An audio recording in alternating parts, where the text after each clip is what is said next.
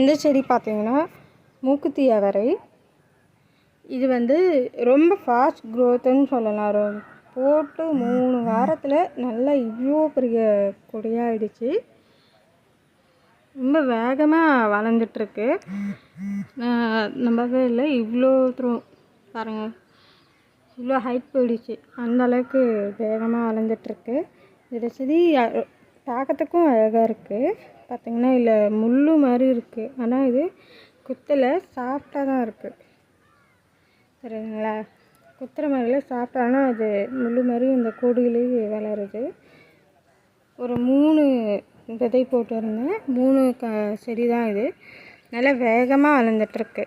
இது ஆடிப்பட்டத்துக்கு இதையும் ஒன்று போட்டிருந்தேன்.